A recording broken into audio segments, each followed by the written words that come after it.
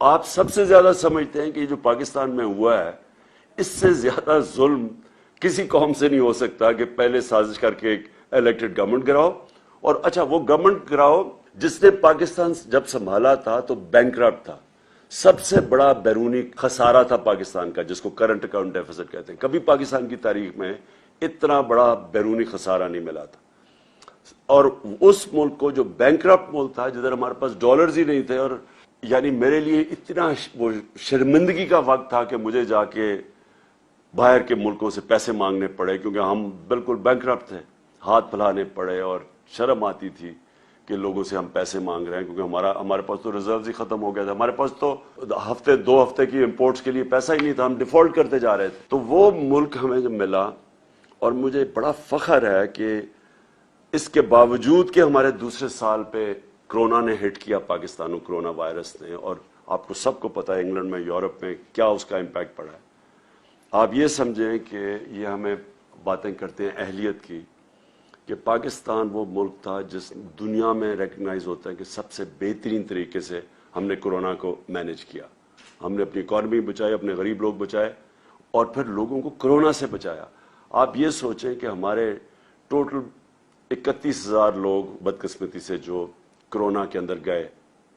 ہندوستان میں جو لیٹسٹ ان کی اب جو فگرز ریوائز فگرز آ رہی ہیں، 50 لاکھ سے اوپر لوگ ان کے مرے، 55 لاکھ تک ان کے لوگ مرے، جو لیٹسٹ فگرز ابھی آ رہی ہیں اسی دور، اور ان کی اکانومی 7% گرو کر رہی تھی، -7 پہ چلی گئی۔ ہماری اکانومی تھی 0.2% پہ، اور ہم نے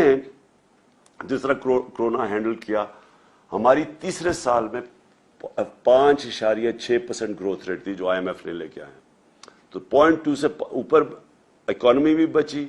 ہم نے اپنی انڈسٹری کو بوسٹ دیا، ہماری ریکارڈ ایکسپورٹس تھی، ہماری ریکارڈ ریمیٹنسز آپ کی وجہ سے، کیونکہ ہم نے کوشش پوری کی کہ اوورسیز پاکستانیوں کو انکریج کریں کہ بینکنگ چینل سے 31 ارب ڈالر کی پاکستان میں ریمیٹنسز آئیں، جو ریکارڈ ہے۔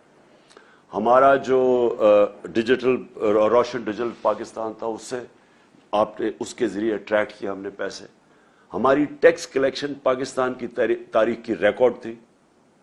ہماری جو 5 فصلیں تھیں، اور خاص طور پر جو 4 بڑی فصلیں، اس میں پاکستان کی تاریخ میں ریکارڈ پروڈکشن ہوئی، سب سے زیادہ پیداوار ہوئی، کیونکہ ہم نے کسانوں کی مدد کی، ان کو ٹھیک ٹائم میں پیسے دیے، ان کو صحیح قیمت لگائی اپنی فصلوں کی۔ کبھی اتنا پیسہ ہمارے کسانوں کے پاس نہیں کیا، جو 60% پاکستان ہے۔ اور ہماری جو کارپوریٹ پروفٹس تھے وہ ریکارڈ ہوئے۔ یعنی ملک کو تب انہوں نے ہماری گورنمنٹ گرائی جب اصل میں ملک سارا IMF کہہ رہا ہے سسٹینیبل گروتھ کے اوپر چلا گیا تھا۔ یہ بھی سازش تھی، ان کو خطرہ تھا کہ اگر اور جس طرح ہمارے سارے پلانز آگے جا رہے تھے، فیوچر لانگ ٹرم پلاننگ، ان کو ڈر یہ تھا کہ اب اس کے بعد سارے مشکل وقت سے تو ہم نکل چکے تھے، تب انہوں نے گورنمنٹ گرائی۔